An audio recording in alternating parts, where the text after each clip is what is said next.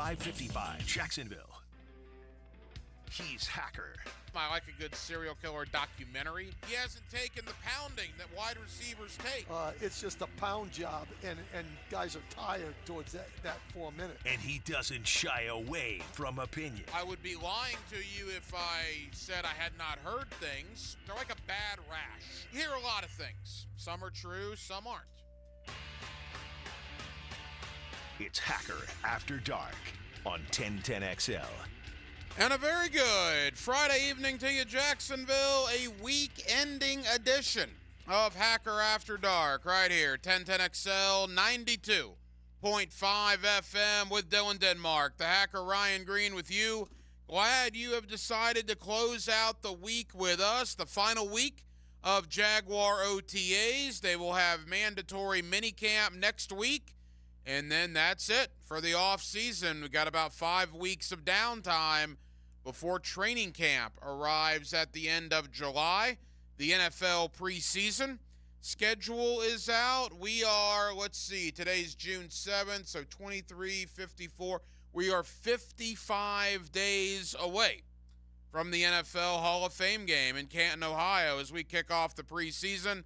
As far as the Jaguars go, we are 64 days away from their first preseason football game. 9 weeks from tomorrow, they will take on the Kansas City Chiefs, and I'm willing to bet there will probably not be a lot of Patrick Mahomes or Travis Kelce in that game on August the 10th between the Chiefs and the Jacksonville Jaguars. But we're going to do a lot of Jaguar talk. The offseason's basically over, right?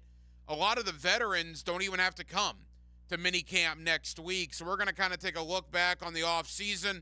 The big news today, second-round pick Mason Smith and, of course, first-round pick Brian Thomas both signed their contracts. That means every rookie in the draft class is signed. No issues there. And to me, it has been a successful offseason. I won't say an overwhelming success, but I do think it has been a success, and we'll talk about that in just a moment. Guest lineup tonight looks like this.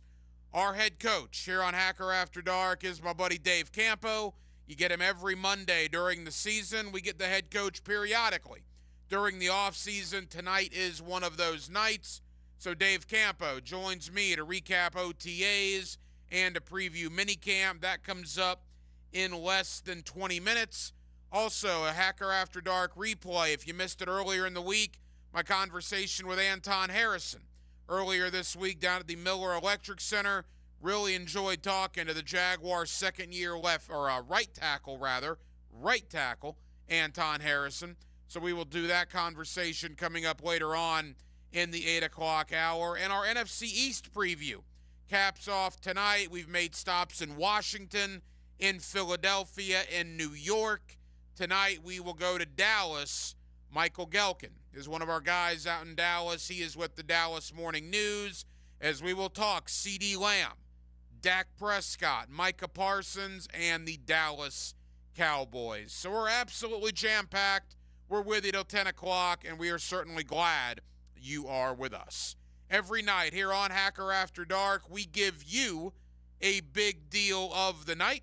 And Dylan Denmark, let's do that right now. Time now for the big deal of the night. What's the big deal? What is the big deal? No big deal. It is a big deal. On Hacker After Dark. All right, the final cherry on top of the ice cream, the hot fudge on top of the sundae. Your entire draft class is now under contract. No issues there. Boy, that's so nice now. And it's gone on this way for, the last 10 or 15 years.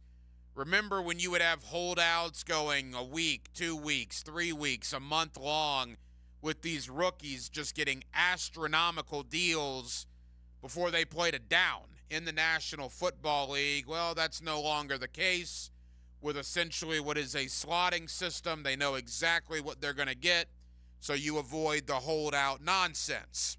So Brian Thomas under contract, Mason Smith under contract, and here we go. Everything is set for minicamp next week and training camp at the end of next month. And with that, does put sort of an end to the Jaguar offseason. Now, the offseason won't officially end, I suppose, until they report to training camp somewhere around July 25th, July 26th. But by and large, the hay is in the barn. Free agency, coaching staff, draft class, it's all done. So how did the Jaguars do? What did they accomplish? Are they a better football team than they were when the season ended? Well, I think certainly when you talk about are they a better football team, yeah, I think they are a better football team on paper. What did you want to improve? You wanted to improve the offensive line. They tried to do that by bringing in Mitch Morse, by re-signing Ezra Cleveland, by drafting Javon Foster. You wanted to get better on the defensive line. I think they did that, certainly interiorly in a big way, with Eric Armstead and Mason Smith and Jordan Jefferson. Did they get better on the edge? Well, they got Josh Allen locked up for the next 5 years, which is awesome. They still, to me, don't have a ton behind Allen and Trayvon Walker, and we've talked about that. There might still need to be some work to do there, but I think overall the defensive line is better. Did they surround Trevor with weapons? Amazingly enough, yes. Despite losing Calvin Ridley in what was the down point of the offseason probably, they flat out released Zay Jones, who's now in Arizona, but you bring in 3 guys. You bring in Devin Duvernay, you bring in Gabe Davis, and you draft Brian Thomas.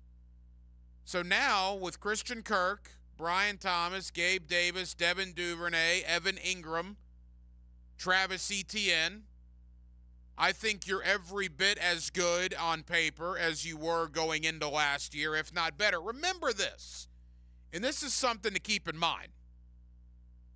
Remember this point last year? Everybody was talking about how Calvin Ridley would do with a 2-year layoff. Oh, how's Calvin Ridley going to do with a 2-year layoff? 23 months in between games. Can you really bank on Calvin Ridley being a number 1 wide receiver? He was never really a 1 in Atlanta behind Julio Jones. And then he got suspended. Well, there's questions about this year's receiving corps. Yeah, there's questions about Brian Thomas coming into his rookie year. Certainly there's questions about Gabe Davis.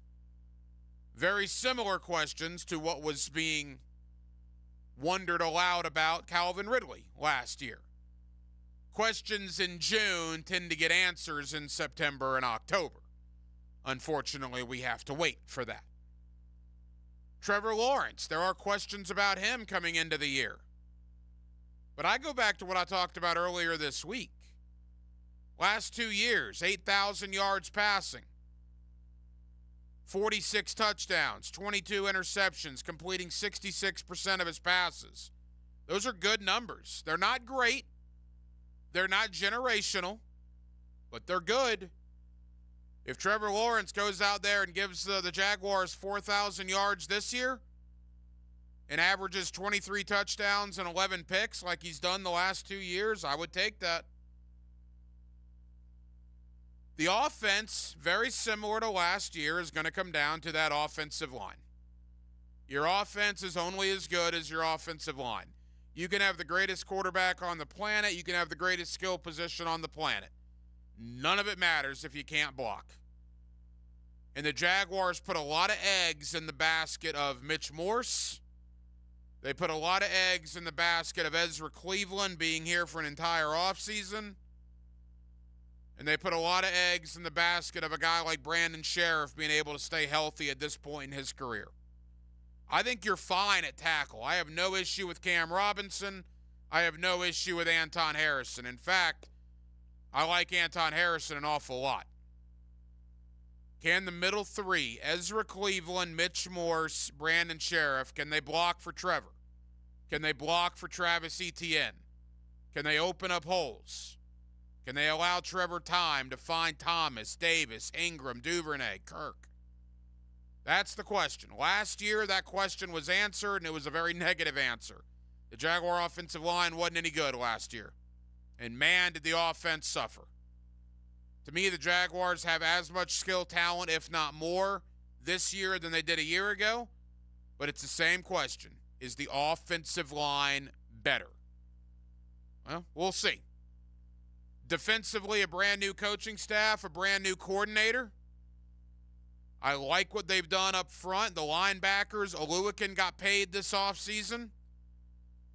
Devin Lloyd coming into year 3. It's a big year for Devin Lloyd, man. Big year for Devin Lloyd.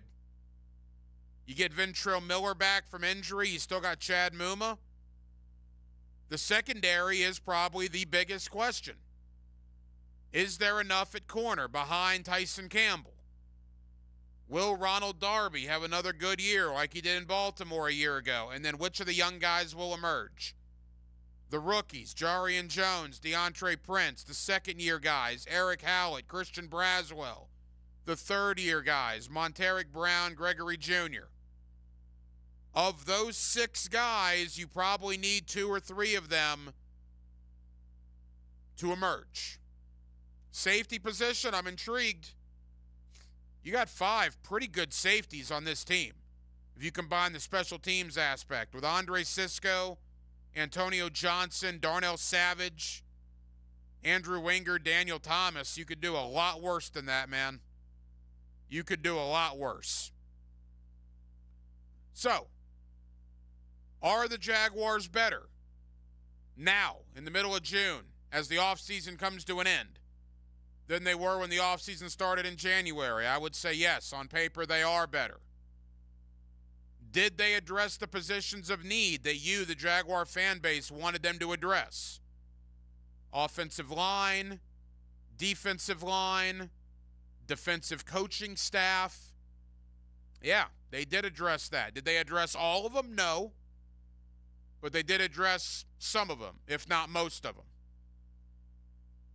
The NFL offseason's an interesting thing, man, because we're not going to get answers for another 90-plus days.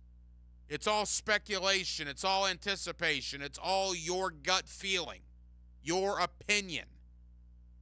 And my opinion is the Jaguars are better. Are they good enough to win the division? Are they good enough to get into the playoffs? Short answer to that is I don't know. But if they were 9-8 a year ago, amidst all those injuries, and I believe they are better than that 9-8 team was in 2023, I would lean on the side of, yeah, this team should be a playoff team. A division winner, I'm not so sure. But do I feel they are one of the 7 best in the American Football Conference? Yeah, I would take that bet right now. I would absolutely take that bet. 641-1010 on the phone line, on the text line, designed by Lifetime Enclosures. Your text messages, your phone calls are always welcome here on a Friday night edition of Hacker After Dark. Anton Harrison, Jaguar offensive tackle. He comes up in less than 25 minutes. Coming up next, my buddy Dave Campo, former head coach of the Dallas Cowboys. He's our head coach here on Hacker After Dark. Let's review OTAs. Let's preview minicamp. And let's discuss the offseason that's been. A little Friday night coaching with Campo next here in the city of Jacksonville. It's Hacker After Dark. Aye, aye, Captain. You're sailing on the Jaguars' flagship station. 1010 XL. Awaken 180 weight loss. So I went to a doctor today. I was scheduled to have a little medical procedure. Nothing major, but some minor stuff done. And as a result of losing 65 pounds, thanks to Awaken 180, that procedure is now off. When I sit here every night talking about it's life-changing, it is. 65 pounds is life-changing. And I haven't stopped. I'm still going. But 65 pounds is an unbelievable start in my journey on this weight loss adventure. If you need to drop pounds like I did, and it was obvious I did, then call Awaken 180. I can't recommend them enough. They've changed my life. 844-346-1800. It's 844-346-1800, or go online, awaken180weightloss.com. If I can do it, guys, if I can do it, you can do it. If it's time for you to get in touch with Awaken 180 Weight Loss. Blue here for the Blue Crab House, located right off of San Jose. It's on Jewington Creek Road. They've been around since 1996. Indoor-outdoor dining. Also, takeout is available at the Blue Crab House. Open 4:30 to 9, Tuesday through Saturday. Sunday, noon until 9. Remember, Tuesday, $2 margaritas. Wednesday, $1 oyster night. How about the blue crabs? How about my personal favorite, the Canadian snow crabs? Whatever it is that you fancy, you get it right there. The Blue Crab House. Gonna feel a puff of air. Jong's Optometry has set their sights on staffing up. Try the next line. Hey, Kim, can you tell our 2 o'clock we're running 15 behind? Sorry, we're a bit backed up today. He needs an optometric technician to keep an eye on it all. Where are the dilation drops? Indeed can help him hire great people fast. I need Indeed. Indeed you do. You can schedule and conduct virtual interviews all from your employer dashboard. Visit Indeed.com/credit and get $75 towards your first sponsored job. Terms and conditions apply. This is your Mad Dad's Update with Chapter President Donald Ford. Mad Dad's is asking for good, committed men who want to be part of an organization that has been around for 17 years. We are a group that is part of the solution, not the problem. We are a group that don't stand around murmuring and complaining, but get into action and hit the streets to get the community to break the code of silence to remove the murderers off our streets. We do not require a lot of time, just willing and able bodies to get involved. We've had far too many murders this year already not to get involved. If you want to be part of this great organization, call 904-718-1649. We're looking for men, not men acting like boys. Hit me on Facebook and tell me what you think. For information about Mad Dad, go to Mad Dad's Jacksonville chapter Facebook or MadDad'sJacksonville.com. The Jacksonville Orthopedic Institute is now offering online scheduling for new patient appointments for all of their physicians. Simply schedule your appointment on your cell phone, tablet, or desktop. JOI is the first orthopedic practice in North Florida to offer this feature to patients. To schedule your appointment online, visit joi.net and click on the button at the top of the page. If you'll be using insurance, be sure and have your information handy. JOI, where the pros go. You've heard fish stories, and Captain Kevin has a million of them. We love to tell stories, hear your stories. On the Ring Power Fishing Forecast Show. Big fish. Brought to you by Awaken 180 Weight Loss. Thursday nights at 6. On 1010XL AM. Are your kids ready to play this summer?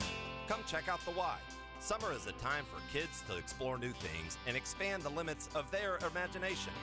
At the Y Summer Camp, every day is a new adventure. Kids can learn about STEM, arts and humanities, athletic sports, outdoor games, and more. Registration is now open, but space is limited, and spots are filling up quickly. Learn more and find your adventure at fcymca.org. Search Summer Day Camp. Hey guys, this is David Garrard, and I want to tell you about Clearwater Irrigation. They put my new sprinkler system in my new home at Jack's Beach, and I couldn't be happier. Oh, hey John. What's up, Dave? You know what this means. You're gonna have to sing. Man, I can't sing. Then you'll fit right in, buddy. Clearwater Irrigation. We can't sing a lick, but we sure are good at sprinklers. Hit it, Dave. And drainage too. ClearwaterJacks.com. Look out, world, we're getting strong. The future's here and we belong.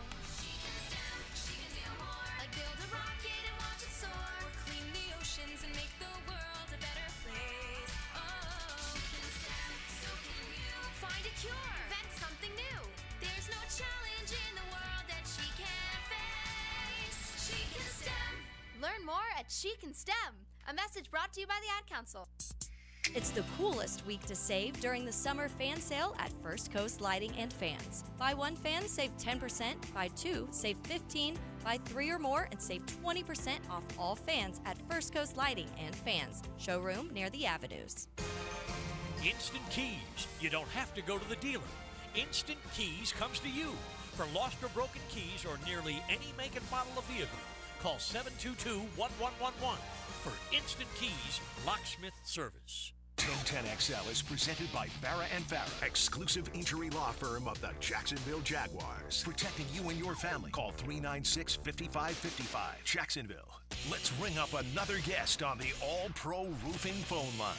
Back here on 1010XL and 92.5 FM in the city of Jacksonville, we are glad you are with us. The Jaguars wrapping up OTAs this week. They have a mini camp next week, and then that's it for the off-season workout program. They'll get about 5 weeks off, and they will return at the end of next month when training camp kicks off here in the city of Jacksonville. With that, my buddy Dave Campo, former head coach of the Dallas Cowboys. You get him every Monday here on Hacker After Dark during the year. We get the coach periodically during the off-season. Coach, glad you're with us, and the off-season's kind of dwindling down, man. Next month at training camp, I know a lot of people are getting very excited. Yeah, this is the time of the year right here. Once the OTAs start, and as a matter of fact, they're almost over. So it's getting closer and closer to getting started. And this is a good time of the year because you get a good dose of it, and then you get a little time off, and then it's ready to roll.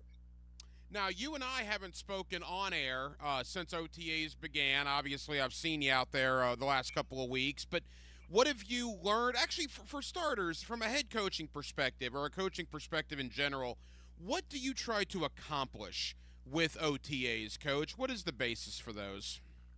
Well, first of all, you get everybody together and get them started bonding with each other. And obviously, it's more than the 53, but it's your football team. So guys spending time together, whether it's in meetings or whether it's at lunch or whether they're going out maybe in the evenings a little bit, it's a bonding situation for your football team. So that's one of the things. The others, number one, you want to get your schemes in, whether it's offense or defense. And on defense, I go back to, when I was doing it, we got almost our whole package, and obviously there's tweaks during the season, but the main part of the package you put in, and what you're really trying to find out is who can handle what, can they take it from the meeting room to the field? And that's a big part of it, because how you go about starting in training camp and all those things is you repeat a lot of stuff, but you can get a feel for the guys that are going to be out there, the smart guys, the guys that can process and get it from that standpoint. And so that's number two. And then number three, part of that is moving guys around, getting them in different positions and really getting a feel for who can do what, as far as, can a corner play outside and play nickel? We had a great situation in Dallas where Darren Woodson could be a safety, which was a thinking position with all the different checks and all that. And then he could go to nickel, which is a separate operation altogether. They have some guys like that, and that's what they're trying to find out. So they've had 4 or 5 guys at nickel, and they've moved guys around. They've got some different guys in different positions at linebacker. So to me, those are the 3 main reasons for OTAs, and I think it's a good thing. Dave Campo is our head coach here on Hacker After Dark, and he's with us here on 1010XL. All right, let's start on the defensive side of the ball. That's your bread and butter, and let's go to the secondary. A lot of talk about after Tyson Campbell and after Ronald Darby. Coach, there are 6 guys that have been drafted in the last 3 years. You got Eric Howlett, Christian Braswell, Monteric Brown, Greg Jr., and the 2 rookies this year, DeAndre Prince and, of course, Jarian Jones. Have any of those youngsters stood out to you, and what is your thought overall about the cornerback position right now? Well, the guys, and again, when you're not in pads, you're really looking at athletic ability and guys, how quickly they process things. Are they, getting where they need to be the majority of the time? I'm not sure that the general fan could see that, but I feel like I can see, if they're playing cover 2, is the safety getting where he's supposed to get, and those kind of things. So I'm impressed. First of all, I'm impressed with Jarian Jones. I think he's a guy that really has some ability to do a number of different things. He's the thing that sticks out to me more than anything is his intensity at what he's trying to do. And they've had him outside, they've had him inside, I think the kid might push for a starting job outside. I'm not sure they might start the season with a veteran guy, but this guy has something to him. He's physical, he's fast, he's quick. So, he sticks out to me a little bit. I think all those young guys, even Monteric Brown has been out there a lot. He's got some experience. He's done really well in the SEC. He came in last year, and really, to be honest with you, he didn't hurt them a great deal. So I think I feel pretty good about that group as a whole, because there's a lot of young guys there that have a chance to progress. The other guy that stuck out to me is Braswell. Braswell's been playing a lot in the nickel, and he's got some ability. So again, for me to say, okay, this guy looks great, that guy looks great, they all look pretty good athletically, which is a good sign. It's going to be what you see in training camp and what they do in those preseason games to give you an idea who's going to be a starter. I don't think they have an idea who's going to be the starter right now. The interesting thing at the safety position, they got three guys that we're talking about a lot, right? Darnell Savage, Andre Sisco, and Antonio Johnson. There's a lot of intrigue about Antonio Johnson. I mean, are we going to see a situation, Coach, in your opinion, where those three guys are on the field together an awful lot? Well, if they decide that they want to use a big nickel, I can see Antonio Johnson or Savage playing the nickel position. What I mean by that is, if it's an early down and a team comes out with three wide receivers and you want to be a 4-2-5 defense, you don't want to have your Sam linebacker out there. You put your nickel in there. You may have a corner that is the guy on third down where you're playing a little bit more man, where you're seeing a few more different route combinations, but you might want to have a guy in there that can play, a little bigger, stronger nickel. So to me, they could be in that situation of having all three guys out there. I don't know how much they're going to do that, but they have had Antonio Johnson. I haven't seen much of Savage. He hasn't been out there much. The older guys haven't done as much as the young guys because they're trying to find out about guys. And I could see Antonio's been out there a bit, and I can see him at nickel and at safety. Couple of more for the head coach, Dave Campo, with us here on Hacker After Dark. Coach, the front seven of the defense, Foye Oluokun got paid this offseason. It's a big year for Devin Lloyd, right? I mean, coming into year number 3, a former first-round pick. Ventrell Miller back from injury. We know about Chad Muma as well. Let's focus on the linebackers first. I guess my question to you is Devin Lloyd. That's maybe the biggest question mark at that position coming into the year. Well, first of all, I see them being a lot more fluid to where they're going. And to me, that's a credit to the coaching staff. I asked one of the guys at that round table that they had yesterday with the assistant coaches. I waited till all the media guys were kind of gone, and I was just having an individual conversation. And I'm not going to say which coach it was, but I will say that I asked them, I said, look, is it your opinion that the communication and the overall continuity, the instincts a year ago based on what they were being taught was an issue? And I got a wink and a nod.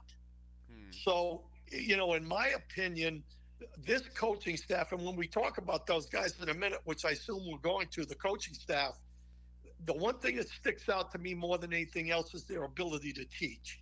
And to me, that is volumes. When we went to the NFL back in 1989, they didn't think we knew our butt from a hole in the ground coming from Miami. But I guarantee you that the group that we had there were good teachers, and that's how you develop, and that's how you make sure the guys are in the right gaps and their reactions are good. The guy that stuck out to me a little bit, I like Lloyd. He's a guy that's going to be in there all the time. The guy that stuck out to me in that position is Ventrell Miller. And the reason is I have no idea what he's going to do when the pads are on and all that stuff. But when the ball is snapped, he's headed in a direction immediately, which tells me he knows where he's going, and he goes there with good instincts. I agree. Ventrell Miller, coming off the Achilles injury last year, he is one of the guys that has also stood out to me. And let's get into the defensive staff, right? They let go of Mike Caldwell and a number of his assistants. You got the opportunity to chat with some of those assistants yesterday at that Jaguar roundtable that they held. Ryan Nielsen wasn't there, but the other defensive guys were. Things you learned, things you took away in talking to these assistant coaches. Everybody is on the same page, which is a big deal. They all talk the same language. And, you know, some of it is coach speak. You know, you're going to get that, you know, when you do a press conference or do one of those things. But there was some questions asked yesterday that forced guys to really say what they really believe in. You know, there's no question that this group is together. I'm excited because two of the guys, Nielsen, of course, who wasn't there, who I know a lot about as far as teaching and intensity and attention to detail. But Corey Robinson, the quarterback coach, and Nielsen, actually, Corey played at Central Connecticut where I played and coached, and so did Nielsen coach there. So I like them because of that, number one. But number two, they all have the same, you know, we're going to be intense. The guys are going to know where they're going. They're going to communicate with each other. I'm really impressed with them. And you know, to me, that's going to be the key to the whole thing. I think they've improved defensively, Hack, personnel-wise, especially with the rotation aspect of the front. But I think the coaching staff is going to make the biggest difference, in my opinion. Final moments with the head coach, Dave Campo. Coach, offensively, I got to ask you, Brian Thomas, again, no pads, but you've seen a couple of practices now. I'm intrigued, Coach. He looks like he belongs out there, no question about it. What have you seen? Smooth and fast. Mm-hmm. Now, those two things, first of all, you can't coach speed, and you really can't coach athletic ability.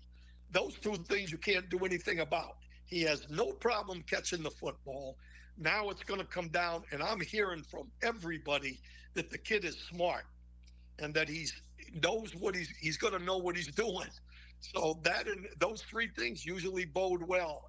And I think that, you know, from what I've seen out there, you know, he's got the athletic ability. We'll see what happens when it gets going. Yeah, wide receiver coach Chad Hall yesterday, who's been around for a little bit now in the league, said he's one of the smartest rookies he's ever had in Brian Thomas, which is great to hear.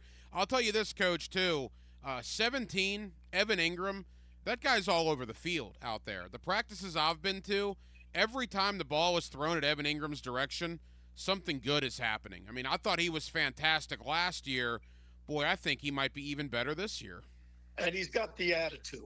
You know, the guy, first of all, you know how I feel about Ingram. We've talked about him, you know, when he first got here, he had the knock on catching the football, you know, not catching it, but a bunch of drops. He was over when the quarterbacks were warming up before practice while they're working on special teams. He was catching the ball from the quarterbacks. And that's what it takes. It's not just what you do, you know, in the practice. It's what you do when people aren't looking at you, you know, and he has that attitude. And the thing I like about him is that he when he had the years that he's had, he has confidence now that he can be a difference maker. And to me, that's a plus. And, you know, I like him. I like what he does. He's a guy that can get open in a lot of situations, like a Kelsey, like some of those guys that are out there, that the tight ends that are also pass catchers. I'll tell you another guy, Coach, and I'm trying not to drink the Kool-Aid 2 years in a row, but I don't know if it was a humbling season, whatever verbiage you want to use. Tank Bigsby looks like there's a fire under him out there. Now, I know that I've been critical of him. A lot of people have been critical of him. It was not a good rookie campaign, and he, quite frankly, did not get a lot of playing time because of some of the problems that he had. But Tank Bigsby is a guy that I can't wait to watch in the preseason because I think that he's heard all the noise this offseason, and he's out to prove a lot of people wrong. Well, this year is going to be the telling thing for he and Strange, you know, because I think both of those guys have good, you know, ability. this is going to be a big one for him.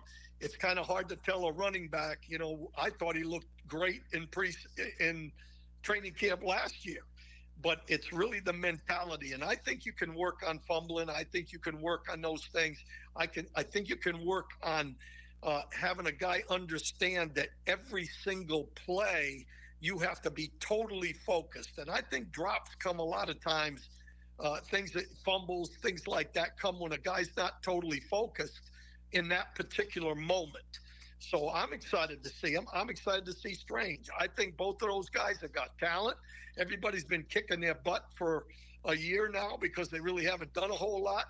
I really think second year and third year guys are the guys that kind of show up, the guys that are going to end up playing. Our head coach here on Hacker After Dark is Dave Campo.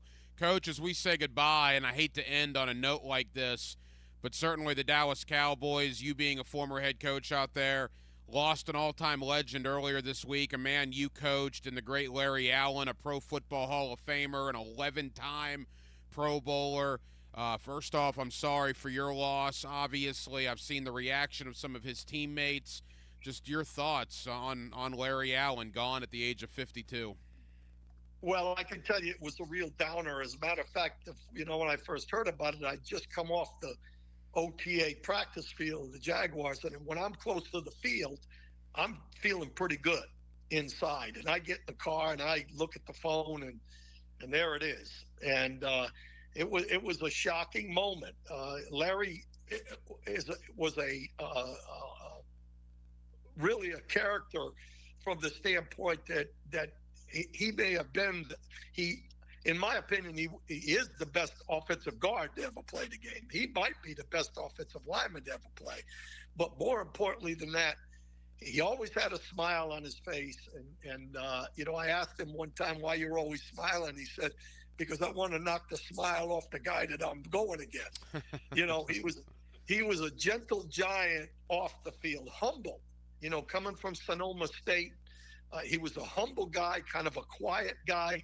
But one of the things that sticks out, and I heard this from somebody else on 1010XL that had talked to somebody that said when he was in meetings, he would ask questions and everybody knew he had the answer, but he was asking it so that everybody else would get the answer. Mm-hmm. And that's the way Larry was, unassuming, a great athlete, very physical. I've heard Leon Searcy say that he was one of the guys he envied in the league because watching him on tape, he knew he wasn't as good as he was. And so I'm sad. I've reached out to the family. It's way too young at 52 years old. And I just rest in peace. Yeah, certainly prayers to Larry Allen's family, gone at the age of 52. Coach, not an easy transition, but let's end with this. Mini camp next week. Doug Peterson, according to what he said earlier this week, might give some of the veterans the week off. We'll see. So a lot of the hay is in the barn. If you're Doug Peterson, what's your message to the guys when they go away here, coming back next month for training camp? Don't let me hear anything about you. When they're not in the building, you're more concerned with them when they are than when they are in the building with you. So I think his message is going to be, let's make sure that we come back to training camp ready to roll, because what we do now is the real deal. And, I think he has enough veterans that understand, when you talk about hearing the noise, they've all heard the noise. And I think that it puts a little chip on your shoulder and don't let, now that you're going to be going to Cabo and all these other places, take away from your focus of what we have to do this year. Dave Campo, you get Monday Night Coaching with Campo here on Hacker After Dark. You obviously get him all over the 1010XL airwaves, including on the fifth quarter, which we're looking forward to again this year. Coach, thank you. The next time you and I talk on air, we will be previewing training camp at the end of next month. Appreciate you, my friend. Yes, sir. Love it. Nice talking with you, Hack, and have a great night. There's a new one-stop shop for all things Gators. Subscribe to the 1010XL Gators YouTube channel. Up-to-the-minute updates, instant reaction from Gainesville, plus the same 1010XL Gators podcast you've grown to know. And check out 1010XL Gators on YouTube. Hey, Hicken here. I couldn't be any happier than to join the George Moore Chevrolet family. When I say family, I mean it. Visit their beautiful showroom today off Atlantic Boulevard. Find out exactly what I'm talking about. No pressure, just friendly help. And whether you want a car, a truck, SUV, electric, pre-owned, you name it, George Moore Chevrolet has it. And if you can't make it over to Atlantic Boulevard, no problem.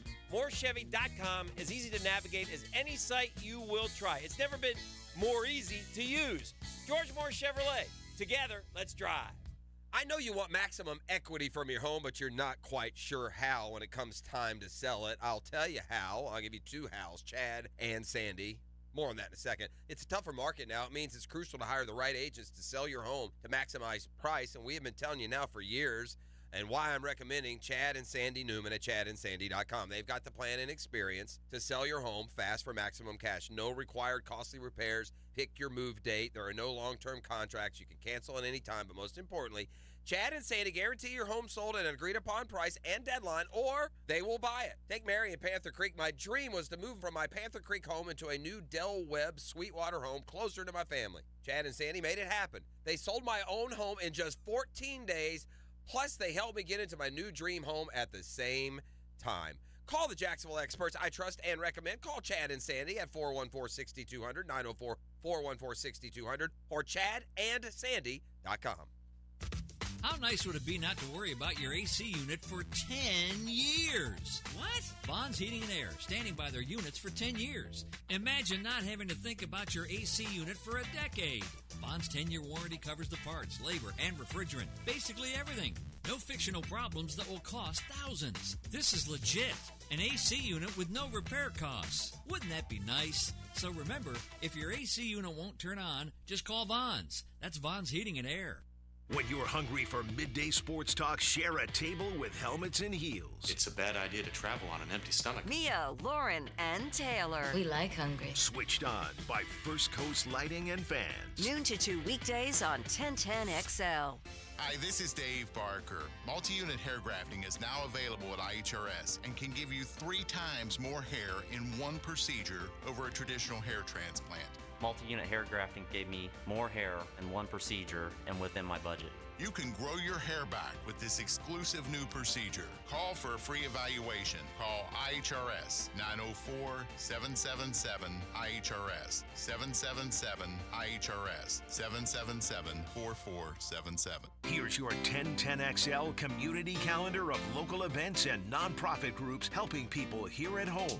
Your kids can learn from NFL Hall of Famer Leroy Butler's annual free Legends football and cheer camp. June 22nd at the Police Athletic League at Ed Austin Park. Register at jaxpalsports.com. Builders Care is looking for volunteers, and there are so many ways you can help. Find out how at builderscare.org. Dreams Come True is a local wish-granting organization giving dreams and special times to local children battling life-threatening illnesses. Find out how you can help at dreamscometrue.org. Caddyshack Ranch provides a safe, loving, and forever home to endangered big cats. Caddyshack, on the north side of Jacksonville, has helped lions, tigers, and endangered animals for 30 years. Learn how you can visit or help at caddyshackranch.org. You can find out how to share your community event at 1010XL.com. Brian and Angela Wall here with Window World. By now, everyone has heard about saving money on their energy bills. There are all sorts of things you can do to cut energy costs, but most people don't think about their windows. But Window World knows that the biggest energy loss in almost every home is the windows. There is more energy loss from old builder-grade windows than just about anything else in your home. You can upgrade your heating and air, your appliances. That's good too. But before you do all that, upgrade your windows to Window World's energy-efficient windows. Window World's windows are easy to clean, energy efficient, and have the best guarantee in the business. Window World's slogan is simply the best for less, and we mean it. You get great American-made windows, and you get to keep more of your money when you buy from Window World. Need any more reasons to buy your windows from Window World? Call them today and set up your free in-home estimate, or go online to windowworldneflorida.com. Window World, simply the best for less. Thank you for your business. Window World also offers energy-efficient doors. 1010XL is presented by Farah and Farah, exclusive injury law firm of the Jacksonville Jaguars. Protecting you and your family. Call 396-5555. Jacksonville. Hacker After Dark on 1010XL. Thank you to my buddy Dave Campo for joining us here on Hacker After Dark. Coming up in less than 5 minutes, we'll play your replay of Anton Harrison. I had Anton earlier this week down at the Miller Electric Center during Jaguar OTAs. If you missed that conversation, that comes up in less than 5 minutes. Couple of things in the sports world. Last night, Boston, very little trouble with the Dallas Mavericks. I'll tell you this. If Kristaps Porzingis plays like that the rest of the series, it's going to be a quick one. Boston, I thought they were the better team without Porzingis. Well, he came back, and he was sensational. Luka's going to need a lot of help because Luka did his thing, man. He had 30 points, 10 assists, but good grief. The Celtics won it going away last night, 107-89. They're up 1-0, Game 2 of the finals Sunday night. The Stanley Cup Finals finally get underway tomorrow with Edmonton and Florida. Speaking of tomorrow, the Super Regional in Clemson with the Gators and the Clemson Tigers. Florida travels up there, best 2 out of 3. Winner advances to Omaha. Again, Game 1 tomorrow. Florida State started their Super Regional today at Dick Howser Stadium, and good heavens, 24-4, they beat UConn. I thought the UConn coach had a great quote in the press conference. He said when Florida State put 24, he had to make sure he wasn't next door at Doak Campbell Stadium. 24 runs in a Super Regional. So unless something drastically changes, Florida State will be punching their ticket to Omaha probably tomorrow. Georgia is in a Super Regional, as is Florida, so it should be a good weekend of college baseball, no question about that. Quickly, Denmark, I don't know if you saw this or not. Pro Football Focus, our buddies over there at PFF, I'll have to get a couple of these guys on in the coming weeks. They like the Gators when it comes to, I guess, position group rankings and draft profiles. I saw where Florida had in PFF's determination a top 10 offensive line entering the country coming into 2024, which kind of caught me off guard. And what really caught me off guard is one of the PFF main mock draft guys had his list of the top 10 quarterbacks in college, draft quarterbacks, not necessarily the best college quarterback, but the best draft prospects. And Graham Mertz was on that list, along with, obviously, Carson Beck and folks like that. But apparently, Denmark, some NFL people seem to like Graham Mertz a little bit coming into the year. Yeah, then a couple weeks ago, the over-under for Florida coming into the season was 5.5. FanDuel just changed their odds. Want to take a guess at what they changed from 5.5 to what it is now? Interesting. With that schedule, it was 5.5. I'll say they changed it to 7? 4.5. Wow, they went down. Yeah. Interesting.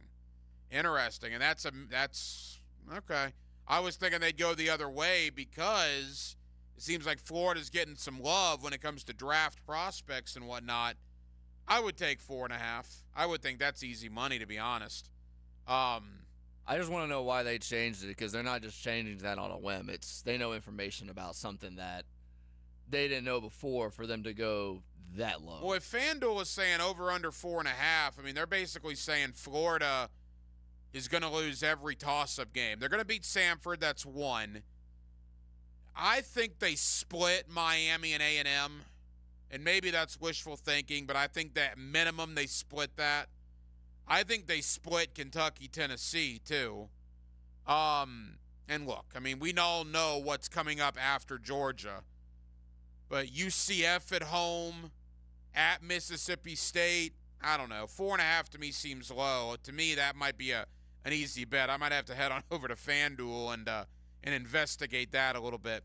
But we'll do a lot more college football next week. But for Gator fans out there, some love coming in on your quarterback, Graham Mertz, at least when it comes to his draft prospects entering the 2024 season. A man that knows all about draft prospects because he was a first-round pick right here in Jacksonville in the 2023 draft is Anton Harrison, the right tackle here for the Jaguars. Earlier this week, down at OTAs, I had the opportunity to catch up with Anton Harrison. Here's that conversation on Hacker After Dark. All right, another week of Jaguar OTAs right here at the Miller Electric Center with Jaguar offensive tackle Anton Harrison. Anton, how are things looking out there? Things are going good. We're taking it day by day, just trying to get better, trying to get to that team we know we can be, and just improving. Let's talk about you. Some minor off-season surgery and the season ended. I see you out there doing individual work. How's the rehab coming?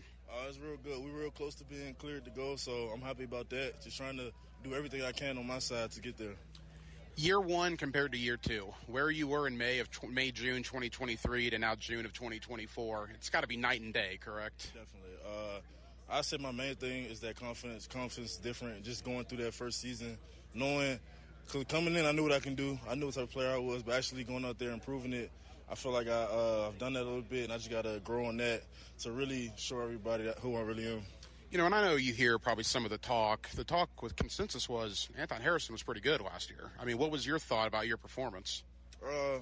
Like I said, pretty good. Definitely could be better. It's a lot of little things that I could do to be better, and I have been working on that to improve that. So it definitely should be a night and day improvement on the field coming up this season. Obviously, a lot of offensive line injuries last year. The key is staying healthy. How have you seen the team, kind of come together with a lot of new guys? Mitch Morse now, Javon Foster. What's the thought in the room? Everybody's good spirits. Everybody majority healthy. I'm probably the one that's not healthy, so that's a good thing. Everybody is healthy. That O-line room, since I've been here, they just been so tight and so brother. So when Mitch came in, the rookies came in, it's just been the same thing, no drop-off. So that's a good thing. We just able to every day come in, enjoy each other, and get better together. A couple of more for Jaguar offensive tackle Anton Harrison. I mean, when you have Tyler Shalley, Mitch Morse, Brandon Sheriff in there, and Cam Robinson even, I mean, you're talking 40 years, 35 years of NFL experience. What is it like working with those guys every day? It's great. Some days I could just sit back there and just take notes all day. I could just take everything they say, Phil, Nick, Greg, the coaches, all them players, everything they say. I could just sit back there and take notes and learn a lot in the day with them guys. And even on the field, I talk to them more. I talk to the coaches because just they know it. They've been there, and then they can teach me things I don't know. So I'm always asking them questions, always trying to learn from them on and off the field, routines, how to get better, diets, things like that. Anton, as we begin to wrap up, the way last season ended, Doug Peterson's talked about it, Trevor's talked about it. It was frustrating for the fan base, for you guys certainly. 5 months later, still a motivating factor, the way last season ended? Oh, definitely. That's one of them, you try to forget it, but you really can't. They're better than that. Just how we ended, that wasn't us. Everybody's frustrated, but that's just going to fuel to the fire for next season, keep us motivated, not let that happen again. Got to ask you a couple of things. All right, food critiques on social media, man. People are really picking up on it. Or we got a Food Network show in the making? What's going on there? Actually got something coming. I got a little YouTube video coming out. I was cooking. It's actually a couple coming out, so be on the lookout for that. But it's just me. Obviously, I'm an old lineman. I eat a lot. So I feel like I eat a lot of good food. And some people, they be hating on my food sometimes. So I just got it out there one day, and everybody got into it. So I just started putting my takes out there. A lot of people be hating on it, but they don't try it, though. That's the thing. You got to try it before you hate. But I feel like I'd be helping a lot of people out. It's funny how things like that take off. Did you expect the reaction that it got? Not really. I knew some of them, because some of them, I feel like some people like tomatoes and sugar and spaghetti, things like that.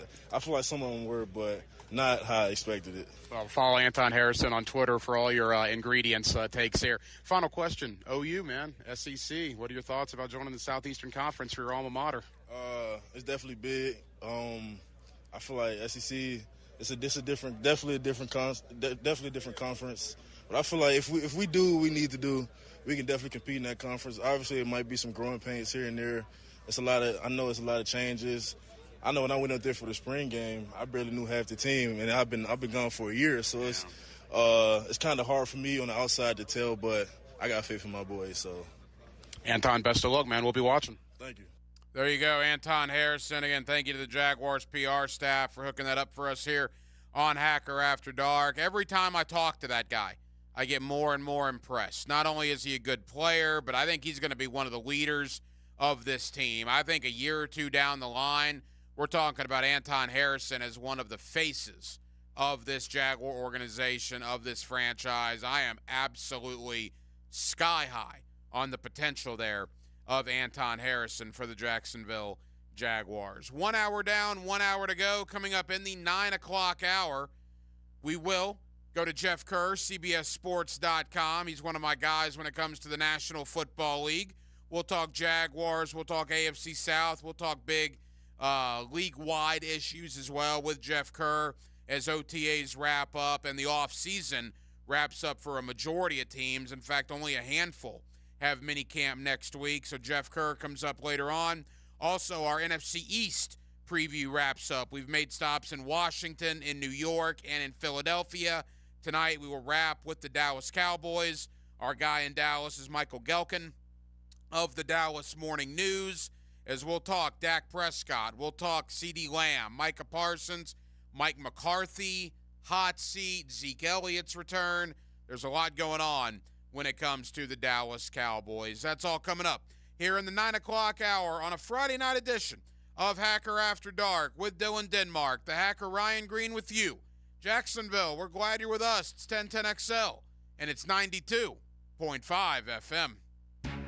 Hello, friends. This is Jim Nance of CBS Sports. I'm Marvin Lewis. This is Archie Manning, and you're listening to 1010XL. 1010XL. 1010XL. 92.5 FM. Now you can watch 1010XL shows all day on X, Facebook, and YouTube. Brought to you by MyBookie. Experience Vegas from the comfort of your phone anytime, anywhere. Sign up today. Use promo code 1010XL. If you are an experienced electrician looking for your next big opportunity, look no further than the Miller Electric Company, a trusted name in the industry for over 96 years. At Miller Electric, we tackle the biggest projects in the city, offering you the chance to showcase your skills on a grand scale. We believe in rewarding hard work with the best pay, top-notch benefits, and an unbeatable culture where people actually care about each other. Take your career to new heights with Miller Electric Company. Apply today at millercareers.com. Miller Electric, an equal opportunity employer.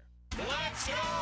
Join us this Saturday, June 8th at 7 o'clock in the VyStar Veterans Memorial Arena as your Sharks take on the Tulsa Oilers. Great seats are still available. Ask about our awesome family package.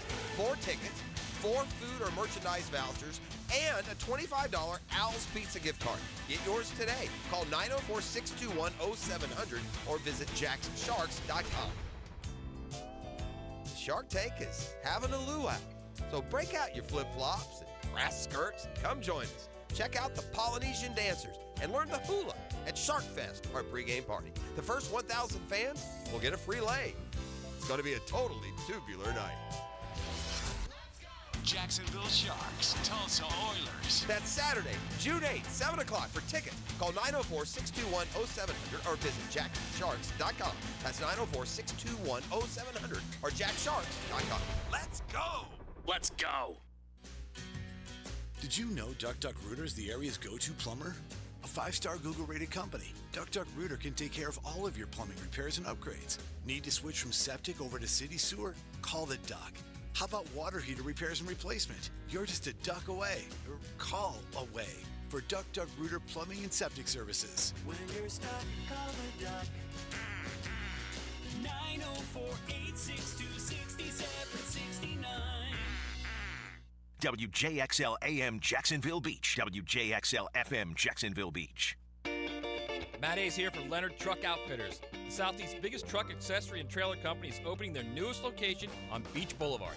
Truck accessories, trailers, or commercial uplifts, they've got you covered. From Real Truck, UWS, Weather Guard, carry-on trailers, and much more. Join us for our grand opening on June 28th, starting at noon. XL Primetime will be there live from 2 to 4 with special promotions and giveaways, even a free golf cart. That's June 28th. Don't forget about our other location on Blanding Boulevard. This is Hayes Carlion for QC Kinetics. Are you not able to enjoy this summer as much as you want because of joint pain? Well, give my friends at QC Kinetics a call at 904-274-5522 for a free consultation. They're serving the Jacksonville area with locations in Mandarin and Ponte Vedra Beach. QC Kinetics is the nation's leader in regenerative medicine. I'm talking lasting joint pain relief with no surgery, no drugs, and no downtime. QC Kinetics advanced treatments harness your own body's ability to restore and repair damaged joint tissue so you can walk, run, hike, play golf, move again, pain-free. Their advanced protocols have enabled tens of thousands of patients to reclaim their mobility. Stop putting it off. Take action now and live your best life again. Call QC Kinetics now for a free consultation. 904-274-5522 in Mandarin and Ponte Vedra. That is QC Kinetics. 1010XL is presented by Farah & Farah, exclusive injury law firm of the Jacksonville Jaguars. Protecting you and your family. Call 396-5555. Jacksonville. This is Hacker After Dark on 1010XL. Yes, it is. As the 9 o'clock hour has arrived, NFC East preview continues. Michael Gelkin, Dallas Morning News, actually finishes off our NFC East preview.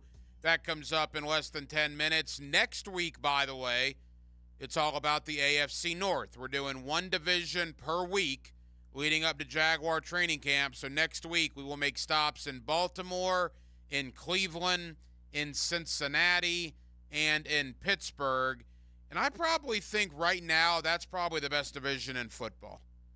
Denmark, would you agree with that? If you rank the divisions 1 to 8, is there a better one right now than the AFC North? I'd probably say no. AFC North, NFC North, 1 and 2 to me. Yeah, NFC North gets a lot of love too, and we'll see. I mean, a lot of people are banking on Chicago with a rookie quarterback, Minnesota a rookie quarterback, and yeah, Detroit's pretty good. Green Bay, yeah, they were good towards the end of the year. They were the 7 seed. A lot of people were telling me the NFC North is going to be really good. You're certainly not the only one I've heard that from. But you got 2 rookie quarterbacks, man, starting in that division. Keep in mind the Jaguars will see all of those teams, right? They will see Detroit, they will see Minnesota, they will see Green Bay, and they will see Chicago. And they see Chicago in London. They get Detroit up there. They get Minnesota here. Where's Green Bay? Is Green Bay on the road? I think Green Bay's here. Green Bay, I think, is here too. Yeah, so I think Green Bay is here. Yeah, because the Chicago was supposed to be in Chicago, and instead it's in London. So yeah, so they will see the NFC North, and we'll see. But the Jaguars will get to play 2 rookie quarterbacks in that division. Quickly, before we go to Michael Gelkin out in Dallas, you being a Gator alum, are you in for Florida Clemson over the weekend? Super Regional? Has it got your attention? I'll watch it a little bit tomorrow, and I'll watch most of the game on Sunday. I mean, it's not appointment television for me. Yeah, I mean, appointment television right now is track and field. The 4x1's about to start. Yeah. Appointment television is track and field. Although you mentioned that, people I think they don't realize this. At least I didn't.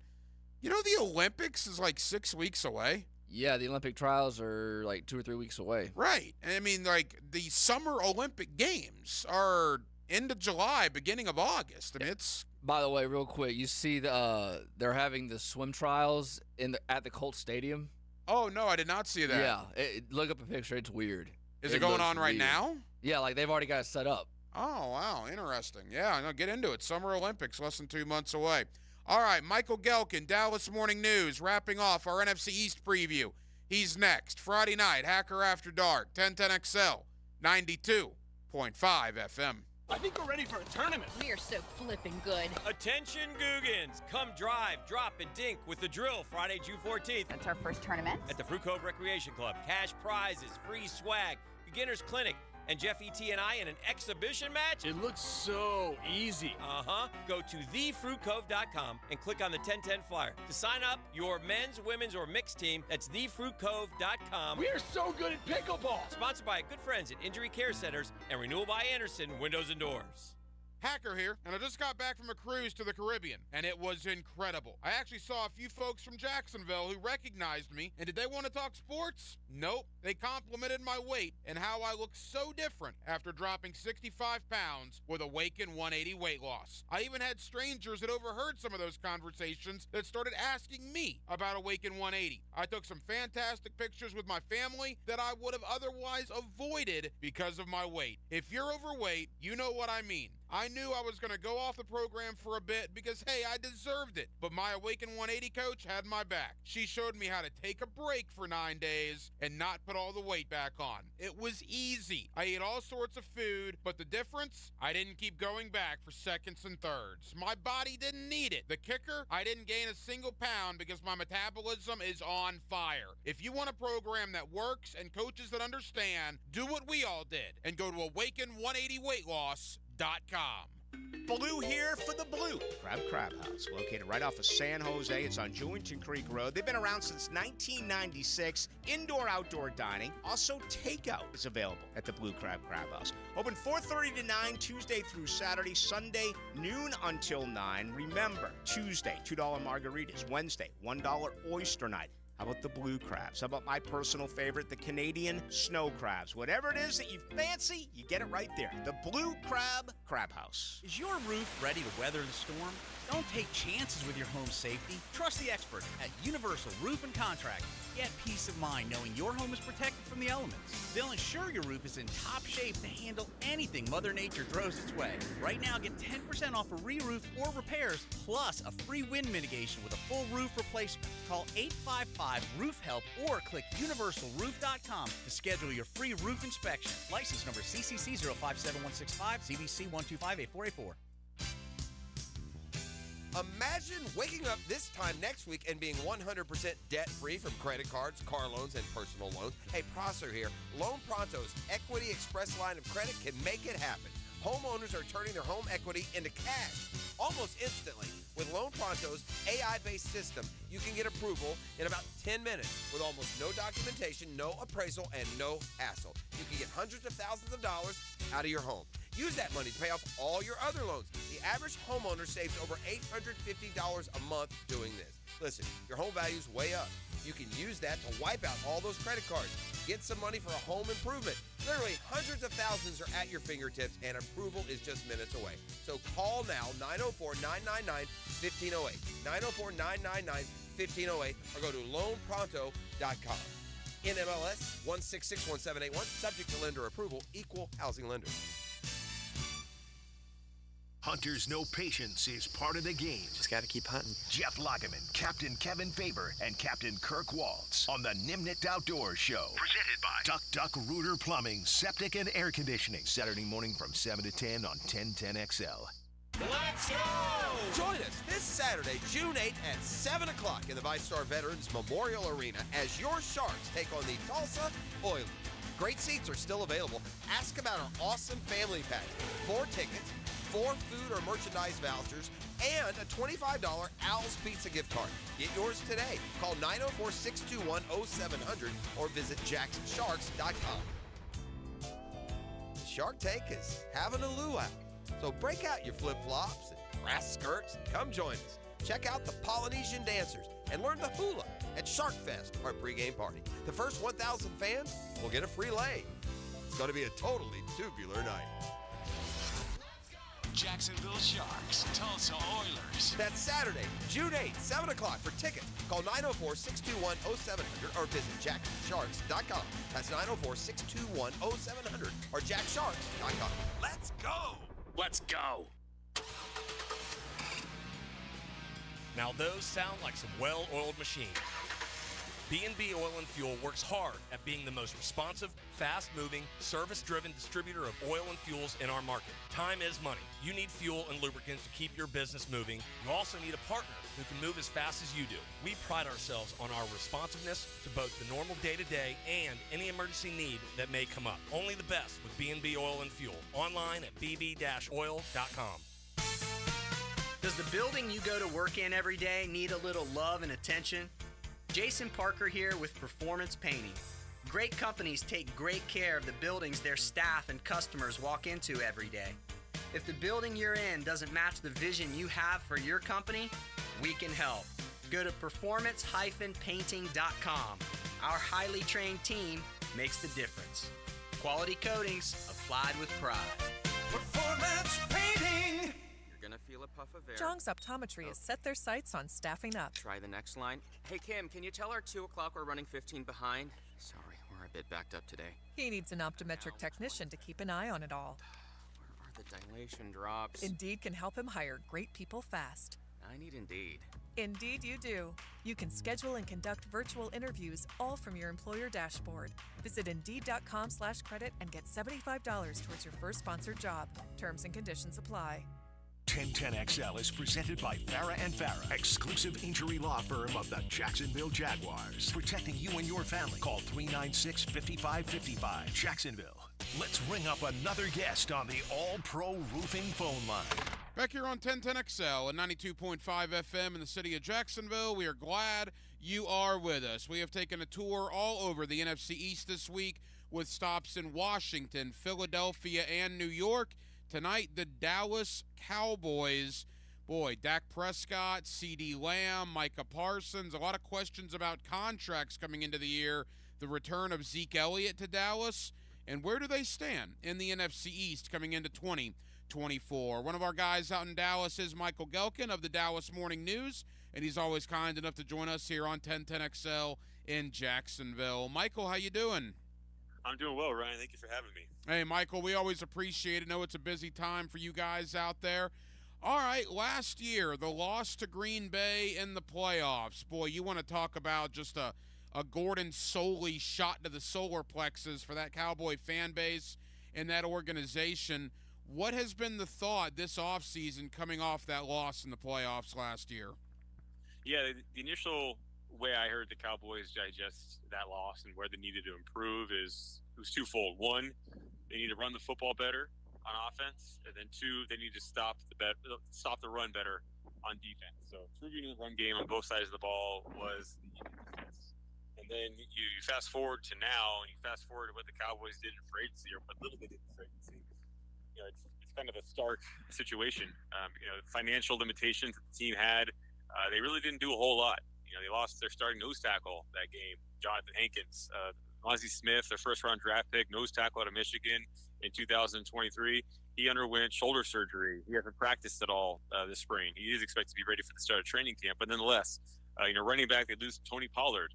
They lose Tyron Smith at left tackle. And, there's optimism about what this offensive line will be. First-round pick, rookie Tyler Guyton out of Oklahoma. He was added, and he has got excellent athleticism, particularly for someone his size. That figures to be an addition to the passing game, but he's still got to work through some technique. So I don't know if those questions that the Cowboys had coming off of that loss have really been answered as of today. So we're going to see what this thing looks like in training camp. We're going to see what it looks like, week 1 against Cleveland. But it's no doubt a very interesting time, and I think a very frustrating time for a lot of Cowboys fans when they see the inactivity from an offseason standpoint. A lot is riding on the development of players who were part of things when the team got beat so soundly against Green Bay. There's so many questions about this Cowboy team. I think I read something like 30 guys are coming into the last year of their contract, and that doesn't even include the coaching staff and the head coach, Mike McCarthy. Let's begin there. I mean, how hot is that seat, Michael, coming into this season? Well, when you're in the final year of your contract and the owner has not re-upped your contract to avoid you being a lame duck type of season, it's hot. I think it's about as hot as it gets because, just like Jason Garrett's final season with the Cowboys, Garrett was never fired. He just wasn't renewed. And so Mike McCarthy enters a final season of his contract, and the team might never fire him, but they might opt not to renew him at the end of the season. So, really, it's pretty much a lock that Mike McCarthy will not be fired, but it's not a lock as to whether or not he's going to be back. So, his seat is hot. It's a reality, even though you look at overall what Mike McCarthy has done, and there's a lot to be said for how he's gone about it. But ultimately, it's about the playoffs, and the Cowboys are 1-3 the past 3 years, and it just hasn't been nearly good enough in that respect. And that's really what it's all about. It's kind of funny. I'm a beat reporter. I cover the Cowboys every day of the year. That's my job. But so it's a little ironic that I'm saying this, but so much about this team doesn't really matter until January. That's kind of where things are. Obviously, they've got to get there, and how they get there matters. But it's really about what they're going to do to get over the hump that thus far they've proven unable to top. Michael Gelkin of the Dallas Morning News here with us on 1010XL in Jacksonville as we cap off our NFC East preview this week. Also on the coaching staff, Dan Quinn, who was a terrific defensive coordinator. He's gone, goes into the division to the Commanders as their head coach, which is interesting. Enter Mike Zimmer as the new DC. What is the thought out there about the loss of Quinn and the arrival of Zimmer? Yeah, I mean, Dan Quinn is a phenomenal defensive coordinator who, if he was not hired by Washington, had he not taken a head coach job, he'd be back as defensive coordinator. Cowboys were very pleased to have him, very grateful to have him, a whole lot of respect for what he is as a coordinator, and what they believe he'll be as a head coach again in his second opportunity. So Cowboys have tremendous amount of respect for Dan Quinn. But Mike Zimmer is something that I think they've embraced. He's old school mentality, kind of just gritty. I mean, it's going to be fascinating to watch him, work with Micah Parsons, the best defensive player on this team, one of the very best in the league, if not the best. I mean, let's go ahead and defer to Myles Garrett because of the season he's coming off of. But, Micah Parsons is an ascending guy who's very much part of that conversation. So when you have, Micah Parsons, who's this new school guy versus an old school mentality in Zimmer, it was funny earlier today, hours ago, we were talking with Micah Parsons. He said he's probably not even said 20 words directly to Mike Zimmer because of, the time that Parsons has missed when skipping the voluntary work that the Cowboys have conducted this spring in conjunction with Zimmer just being a quieter guy. And so, make no mistake, though, Micah Parsons is working very closely with the new coaching staff, including Paul Gunther. He's the run game coordinator who's really, taking over that responsibility of shoring up this run defense. Gunther and Parsons have been kind of in lockstep over recent months and making sure Parsons was getting everything that he needed while he rested and ultimately built his body for training camp that comes next month. So, I think it's still going to be an interesting dynamic with Zimmer and Parsons. And the fact they haven't talked that much is pretty interesting since we're in June. But the Cowboys have reason to believe, part because of Gunther and part because of Micah Parsons being a quick study, that it'll all work out. But training camp is going to be very interesting, to say the least. Michael, there's always contract extensions when you talk about the Dallas Cowboys, and Micah Parsons is on that short list, but he's probably behind Dak Prescott and CeeDee Lamb. Let's begin with the wide receiver. We saw what Justin Jefferson got earlier this week, the biggest contract in the history of the NFL for a non-quarterback. I don't know if CeeDee Lamb will get that. I imagine his reps are going to want something close to that. What did the Jefferson deal in Minnesota do to the negotiations with an extension with CeeDee Lamb in Dallas? And I honestly believe that all along, CeeDee Lamb was going to get more than $30 million a year. Now, you got $35 million a year in Justin Jefferson, and that's interesting. That's a big number. And so I think it really, the question becomes, do the Cowboys and CeeDee Lamb's agent approach Justin Jefferson's contract as the floor or the ceiling to what CeeDee Lamb should receive? And if the agent believes that that's the floor, that CeeDee Lamb should top that, then that could be a problem if the Cowboys believe that Justin Jefferson's contract denotes a lower amount than that for Lamb. And so that's a potential divide that could exist. I do think ultimately it's not going to be an apples-to-apples comparison, or very well might not be an apples-to-apples comparison when you look at the total average value per year of the deal, because the Cowboys are going to try, I think, to really avoid a 4-year contract for CeeDee Lamb. They're going to stretch that out to at least a 5-year contract. At least that's the MO for how this front office has negotiated major contracts or wanted to negotiate major contracts in the past. Like Dak Prescott's contract, as an example, in 2021, a 4-year, $160 million contract. The Cowboys were hoping would be at least a 5-year contract or a 6-year contract, something that makes it a little bit easier to build around. So I think that approach will be taken with CeeDee Lamb's deal. But it's no doubt helpful to at least have that number out there. But as long as it doesn't divide you further, because you cannot agree whether or not it's the floor or ceiling as you move forward in your negotiations. A couple of more from Michael Gelkin of the Dallas Morning News. You mentioned Dak Prescott. That contract in 2021 was a 4-year deal. You do the math on that. Here we are in 2024. There's talk about another Dak extension. Where are the Cowboys in that situation? I haven't gotten a sense that it's imminent. I wouldn't be surprised if it's not done this year. And then, to me, it really is going to be a question of whether or not Dak is – well, what's Dak willing to take or not take, specifically at the table? We've talked about CeeDee Lamb. He could be, the second highest or third highest, fourth highest non-quarterback in the league. Micah Parsons is scheduled to no doubt be the highest paid non-quarterback in the league. And then if you've got Dak Prescott too, who wants to be the highest paid quarterback in the league, a top 5, top 3 highest paid quarterback in the league, that's really, really problematic for any team in the NFL to make all that happen under the same book. It just is. And people can talk about the salary cap isn't real, the salary cap doesn't exist. It does exist. There's ways to manipulate it, but you really are going to have a hell of a time manipulating those 3 contracts coexisting.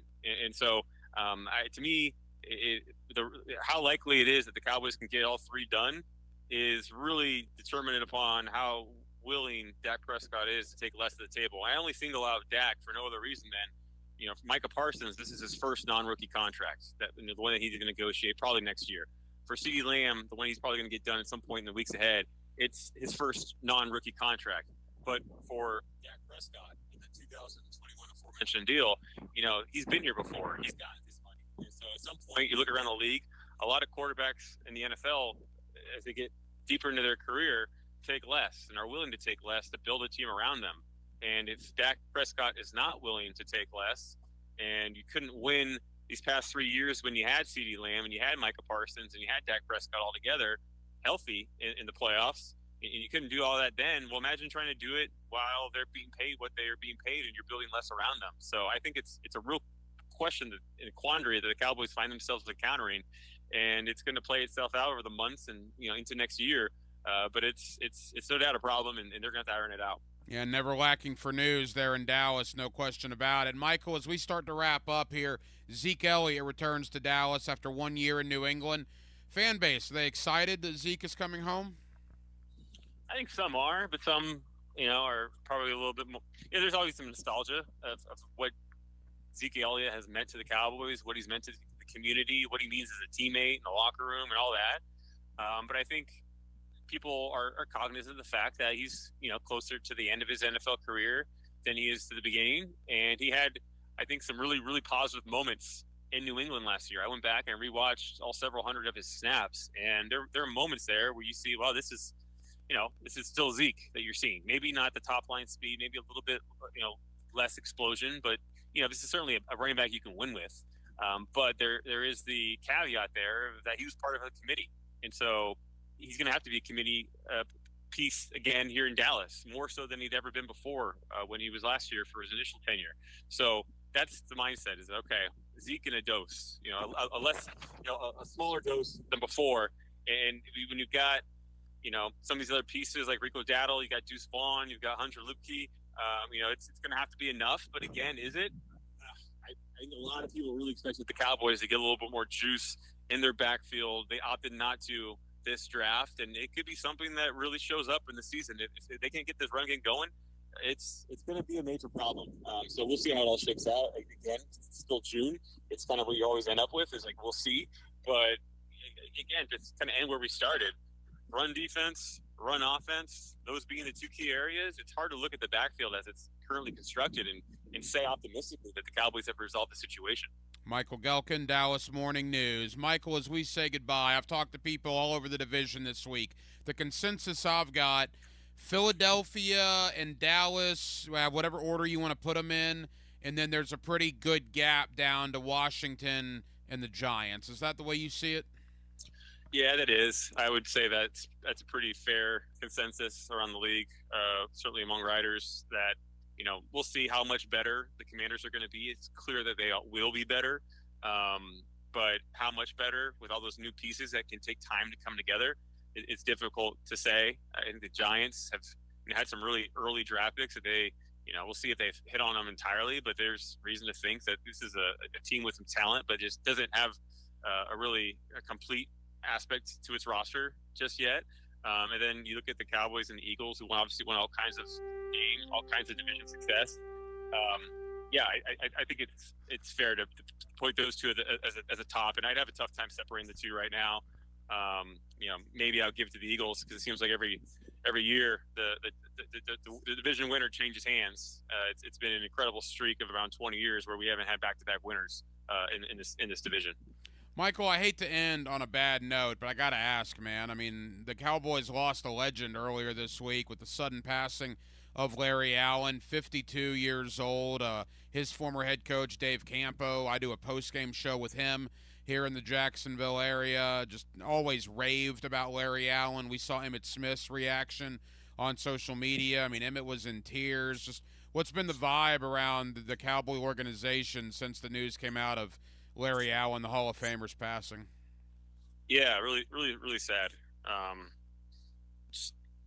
Obviously, from a literal sense, a giant of a human being, but just people describe this giant heart. Like Greg Ellis, he's an assistant defensive line coach here in Dallas, former teammate of Larry Allen, and there's heart of gold. There's things that he's done for people that the public doesn't know, and he kind of intimated of like providing housing, providing shelter, like didn't just like give someone an apartment to rent, but like took care of someone's lodging, like gave him some security as it pertains to shelter.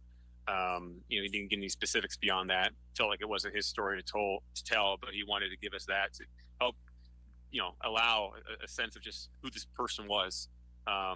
It's horrible. I mean, just vacationing with his family and to die suddenly like that at that age, it's just so horribly sad.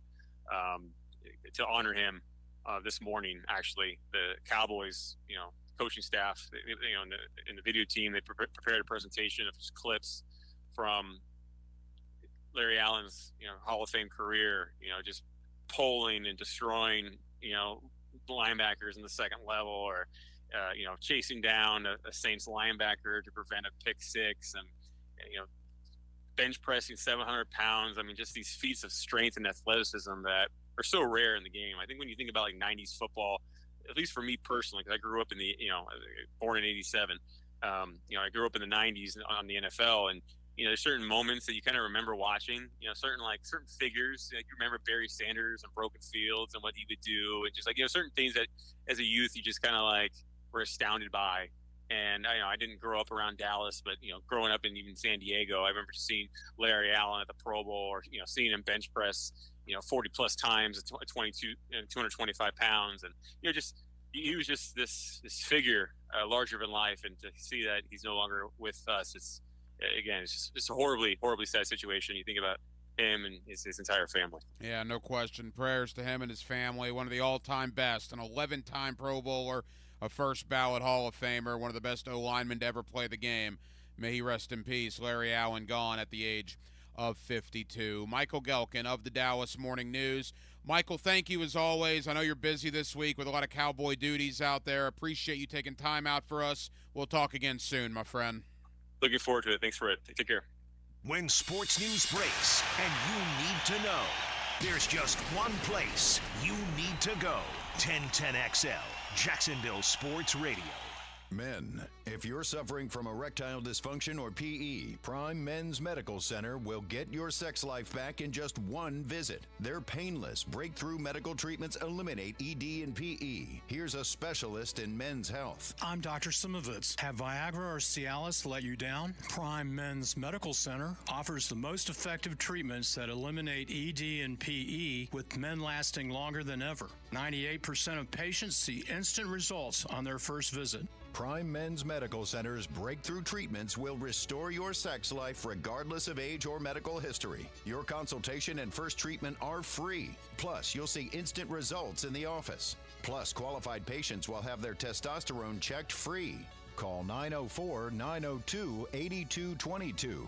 904-902-8222. To regain your sex life in just one visit, call now. 904-902-8222. AC Hotline, how can I help? Help! Our AC isn't working, and my husband's pouring ice cubes down his pants. Wow, okay, well, we can help with the AC issue. Please. I'm afraid he's going to damage something. Okay, I'm going to connect you with the Duck. The Doc? No, the Duck. Duck Air Conditioning. Jacksonville area's AC experts. Okay, tell them to hurry. Beat the Florida heat with Duck Air Conditioning. Service, repairs, new installations, commercial or residential. Trust the Duck. DuckDuckAC.com. Hey, sports fans, this is Hayes Carlyon from MyBookie. The NBA playoffs are heating up, and it's the perfect time to elevate your game with MyBookie.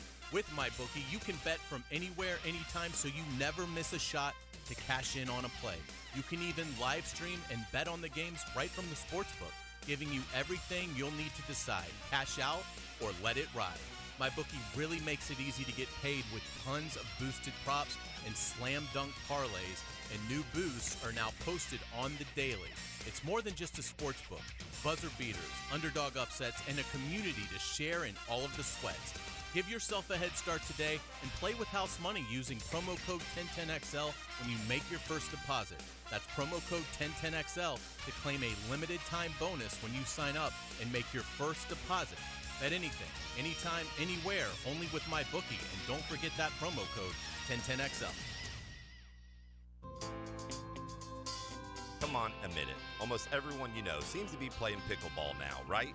So whether you just want to learn how to play or you're ready to show off your elite pickleball skills, the Y is the place for you. Visit our brand new McGuire Family Pickleball Center at the Brown Family YMCA in Ponte Vedra Beach.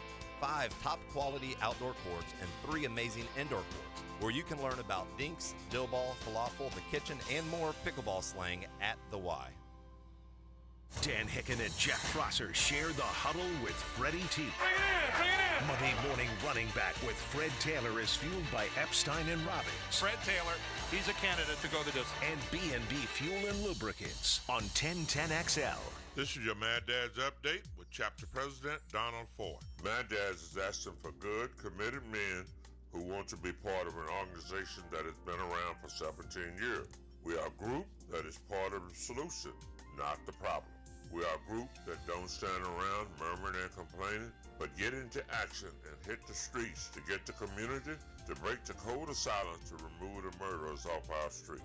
We do not require a lot of time, just willing and able bodies to get involved. We've had far too many murders this year already not to get involved. If you want to be part of this great organization, call 904-718-1649. We're looking for men, not men acting like boys. Hit me on Facebook and tell me what you think. For information about Mad Dad, go to Mad Dad's Jacksonville chapter Facebook or MadDadsJacksonville.com. Let's go!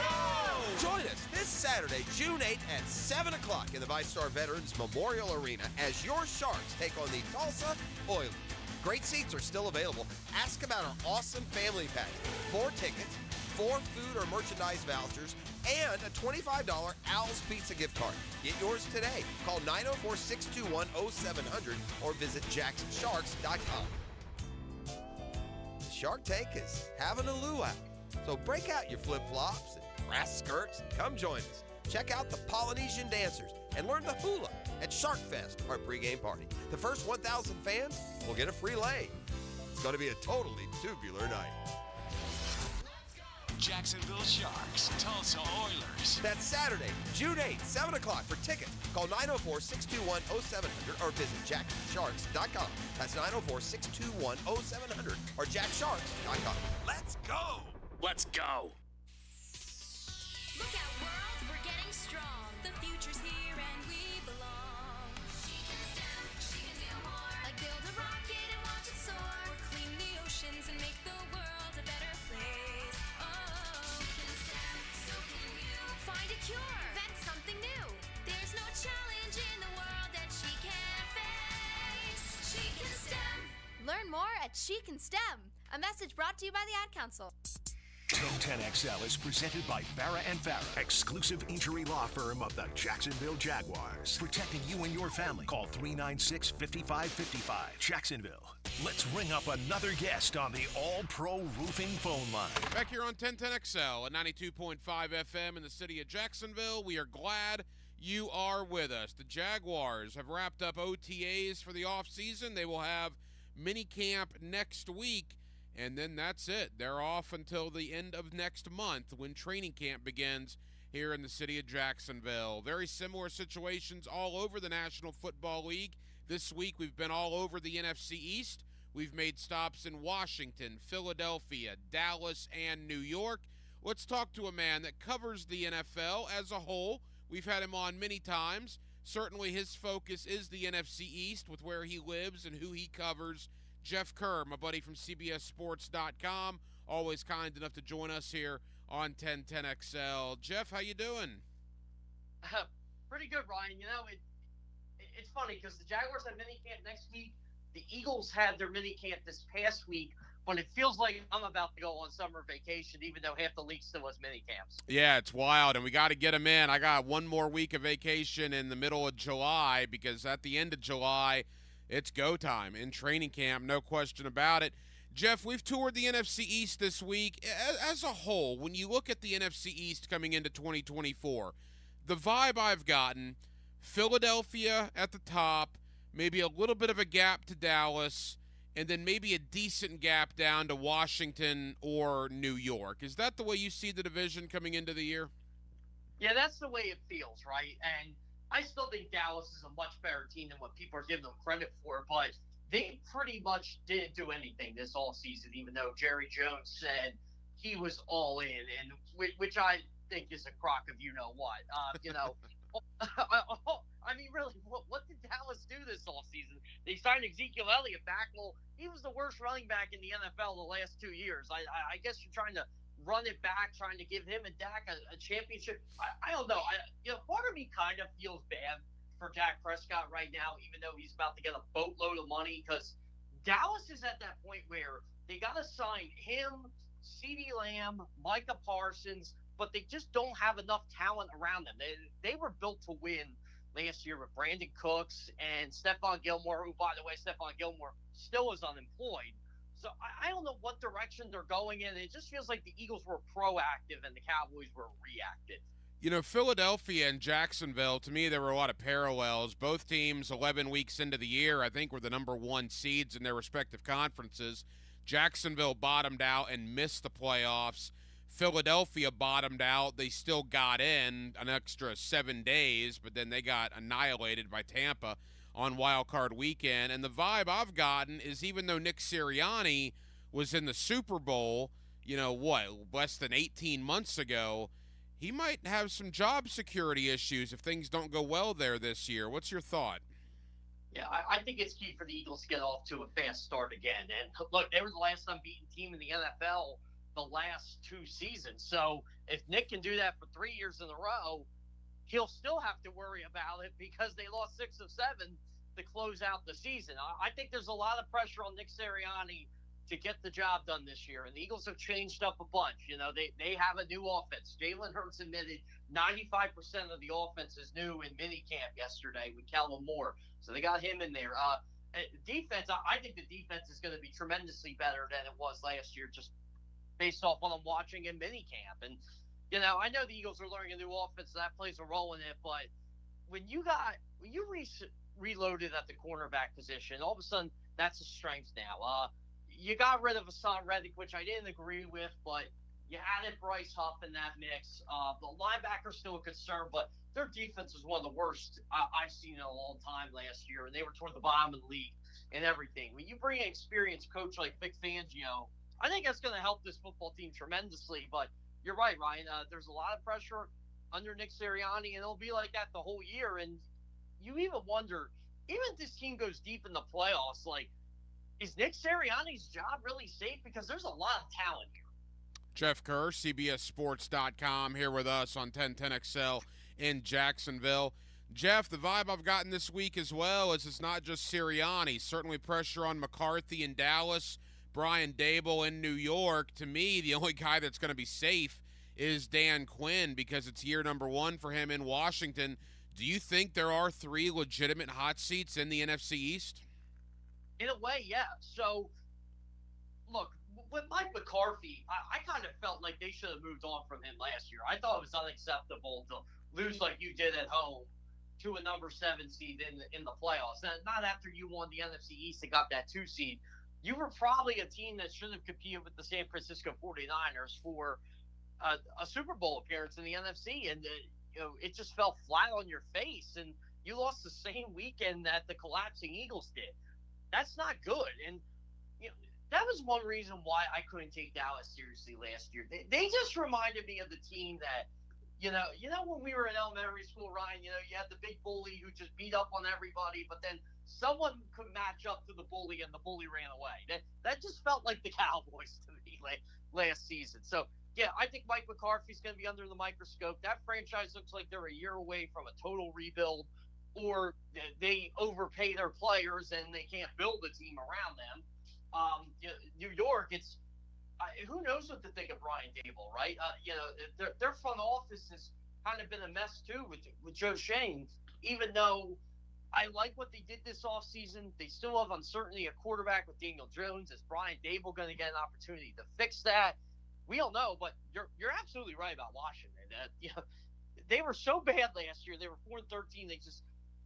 They decided to do a rebuild with Dan Quinn. They got their franchise quarterback with Jaden Daniels, and they're starting from the ground up. And I actually like a lot of the moves Washington made this offseason. It feels like they're a franchise that it won't show right away, but it feels like they're on the upswing a bit. What's your thought on Jaden Daniels coming into the year? Obviously, there's talent. They bring in Austin Eckler. I like Brian Robinson. We know about Terry McLaurin, Jahan Dotson. Defensively, they brought in pretty much everybody that Dan Quinn's worked with, right? Bobby Wagner, Dante Fowler, Torrance Armstrong, just to name a few. A lot of new pieces in Washington. They're one of the more intriguing teams, I think, in that division. Yeah, I think so, and I think there's an opportunity for them to win 7-8 games right off the bat. Dan Quinn's first year.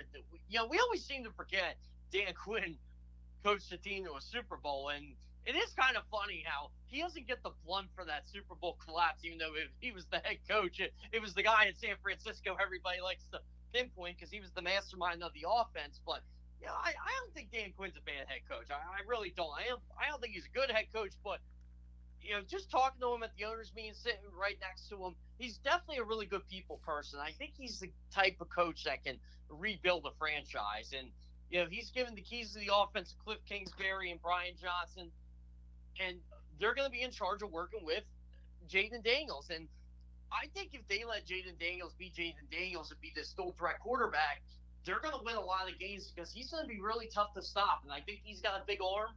I don't know how he's going to project in the NFL, but I think he can make some noise in year one just based on what he brings to the table.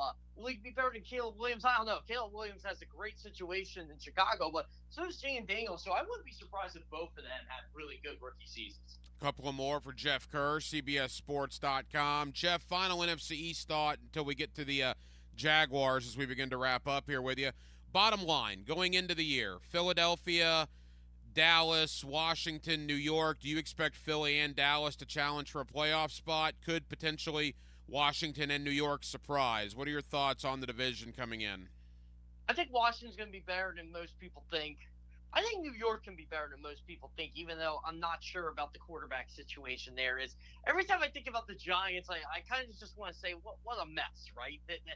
That's usually what I think about the New York Giants franchise. But I like how they added Malik Neighbors. I like their offensive line. I like a lot of the moves Washington did. I think Dallas is going to take a step back because they just didn't do enough for me to move the needle. And I still think they're a good team. I just don't like what they didn't do this offseason, I should say. Not what they've done. But, yeah, I'm a little concerned about the Cowboys. I think the Eagles are going to win the NFC East, but is that going to be good enough, right? This is a division that has had a different winner in 19 consecutive years now and would be going on 20 if the Eagles won. So, yeah, I mean, are the Eagles a Super Bowl contender? I don't know. Is Dallas a playoff team? I'd like to think they are, but there are other teams that are going to be in the mix. Like, someone's got to come out of the NFC South, but could they get two teams? It's possible with Atlanta and Tampa Bay. I think Washington. I think the LA Rams are pretty good. I'm curious to see how Seattle does with Mike McDonald. And then you got the NFC North where you got Detroit, Green Bay. Chicago could make a run. Depends on how J.J. McCarthy does in Minnesota. They can make a run. So, yeah, I do think the division gets two teams in the playoffs, though. And I think it'll probably be the Eagles and Cowboys. Jeff, as we begin to wrap up, the team right here in Jacksonville, you and I haven't spoken since the draft, and it's good that we get rosters every time we go out to OTAs because there's a lot of newness on this Jaguar football team. I'm projecting when the final 53 happens at the end of August, we're probably looking at 35-40% of the roster will be new from where the season ended in January. When you think back to free agency, the draft, the offseason that was here in Jacksonville, how would you assess what Trent Baalke and Doug Peterson have done here? Yeah, I like how they were proactive too in their collapse, right? So we were talking earlier. You gotta remember, this team was the number one seed in the AFC at one point. It was late November. I think it was right after Thanksgiving, if I'm not mistaken. And I remember doing an overreactions piece like I did every weekend. I put the Eagles and Jaguars going to play in the Super Bowl, and people were flipping out. I mean, it's an overreactions piece, but I'm like, well, they are the number one seed in their conference right now, and if home field goes through Philly and Jacksonville, it's going to be really tough, right?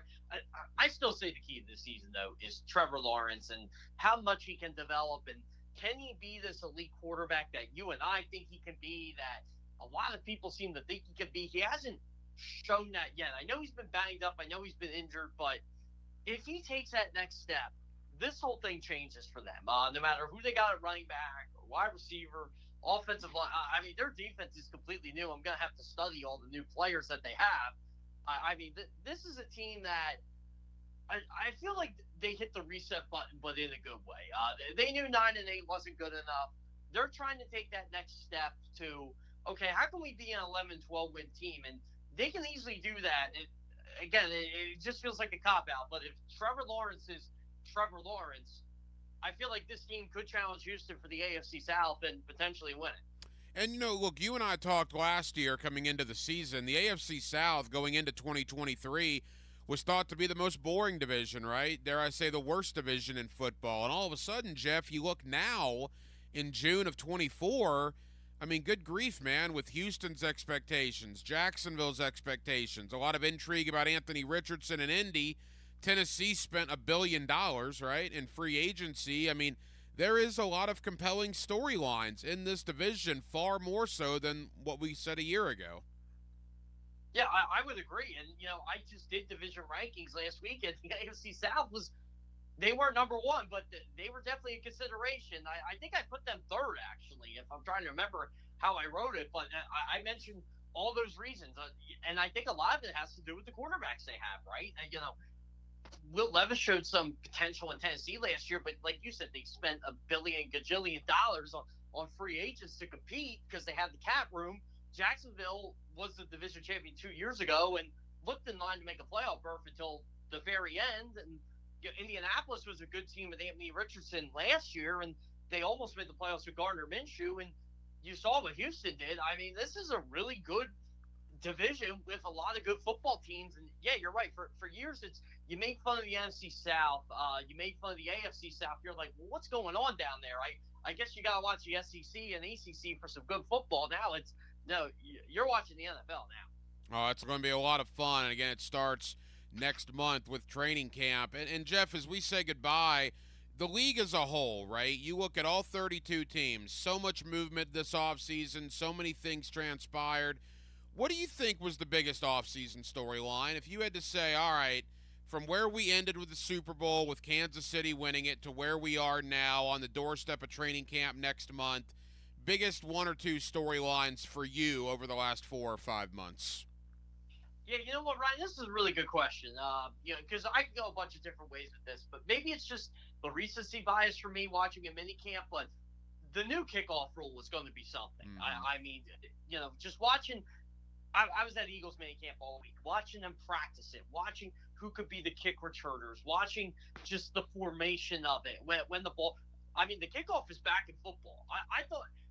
5 years ago, I would have said, well, the NFL's doing whatever they can to get rid of the kickoff. And then the XFL came about its second incarnation in 2020, and it kind of changed everything. And I'm glad, as a special teams guy, the kickoff is back and what the kickoff can provide for football. And I think it's invigorated life into a game that, the kickoff, usually during the kickoff in the press box, I was writing the play.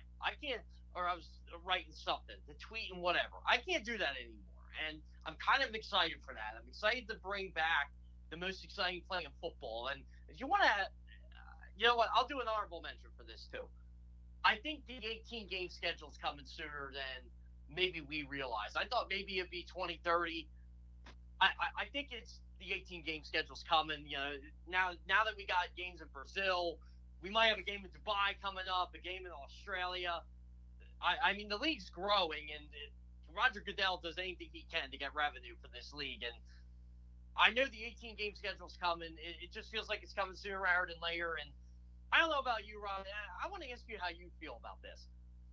Do you really want to start covering football in late June and have like that March, April? I know you're in Florida, so it's a different climate, but or would you rather have that 6-week break and then go right to it? Yeah, no, I when the thought about getting rid of OTAs and starting training camp where they might potentially started, that kind of caught me off guard. I like the way it is right now because I like OTAs in May and June. I like mini camp in June. Then I like that 6-week break till late July. But I'm a guy, Jeff, that doesn't really like change all that much either. So I on the surface, I don't like it, but I think you're right. I think that's the direction we're going. And I do think the 18-game schedule, as you mentioned, that's going to get some blowback from the players. The players were somewhat okay with 17 games. If you add another game, I think the players are going to have some issues with that. That's just my take on it. Yeah, you know what? It's funny. Brandon Graham's the longest defensive tenure player in the NFL, right? For a defensive player. And he basically said, look, I'm going to be out of this league after next year. He's retiring after this year. And he said, I don't like having to come here in late June, early July, whatever, not having that 4th of July, not having that time with your family, not having those couple months there, and, just coming here later. I don't think he's a fan of it. The 18-game schedule, I think he just accepted. It's like, okay, it's coming, whatever. But the fact that you're going to be at that facility from basically mid to late June all the way till the end of January, even mid-February for some teams, that is a long time. And I don't know. I'm kind of like you, Ryan. I kind of like the way it's structured now. This kind of gives me something to do in May and June. It's cold in Pennsylvania in April and May still. I'm not a fan of that. I don't like having to take my vacations at that time.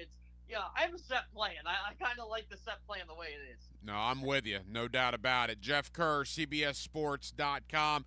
Jeff, tell the good folks here in Jacksonville, man, CBS Sports, what you have coming out over the coming days and weeks. So I'm going to be ranking, or it's, you know what? That's a good question. What I got, I know I got something with the NFC coming up. I think it's ranking the NFC teams, or the best move by every NFC team this offseason. I think I ranked the divisions last week. I still got to check to see what I have on the docket. I'm still in like post-Eagles mini-camp mode, trying to get all that in, and I got to remember which teams have mini-camp next week. I know the Jaguars do, but next Friday at this time, Ryan, I'm going to be sitting back, laying on a chair, and just kind of enjoying myself for a couple weeks. I hear you, no doubt about it, before the gauntlet begins there in late July. Jeff Kerr of CBS Sports. Jeff, I know you're busy, man. Thank you for the time. The next time you and I talk, it will be training camp, and that is a beautiful, beautiful thing. Always appreciate you, my friend. Yeah, sounds great, Ryan. Now, by the way, I'm kind of excited to see the Jaguars' stadium of the future is a go. That's going to be a really exciting time for that franchise. I got to go see the old stadium. Well, I guess the old stadium before they redo it. No doubt about it. There is a lot of excitement about that here in Duval County. Thank you, Jeff. Yeah, sounds great. Thanks, Ryan. Now, the cool down from the cool guys at Donovan Air Electric and Plumbing.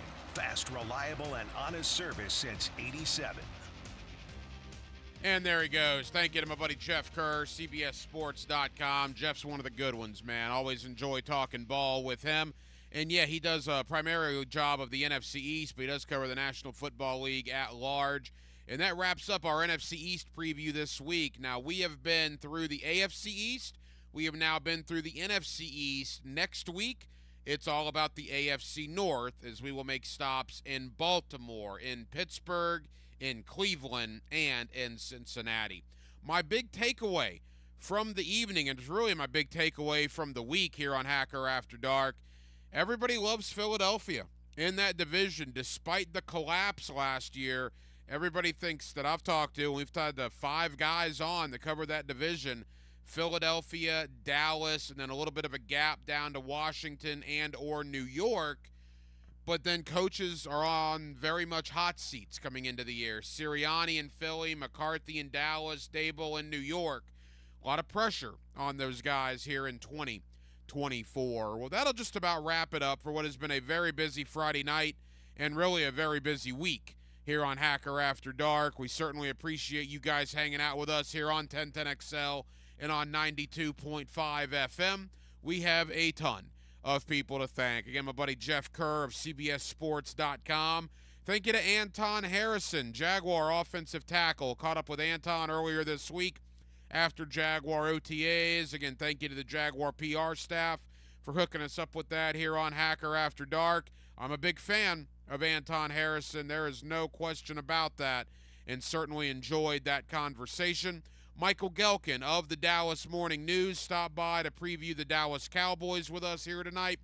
And in hour number one, my buddy Dave Campo, former head coach of the Dallas Cowboys. You get him every week here on Hacker After Dark. You also get him on the fifth quarter during the regular season with myself and Leon Searcy, and that's not too far away as we are now, 3 months away officially from the regular season opener. Of course, training camp for the Jaguars opens up at the end of next month. Now, we will be back on Monday, and we will do it all over again beginning at 8 o'clock. Remember, minicamp next week for the Jacksonville Jaguars. We will be down there. We'll have some interviews for you, and we will break it all down as we do every night right here on Hacker After Dark. Dylan Denmark was your producer this evening. Dylan, great job as always. I'm the hacker, Ryan Green. And again, Jacksonville, thank you for spending not only your Friday evening, but your entire week with us here on Hacker After Dark. And we can't possibly tell you enough how much we absolutely appreciate it. So for all of us here on HAD, have a terrific remainder of your Friday evening and a fantastic weekend. And we will do it all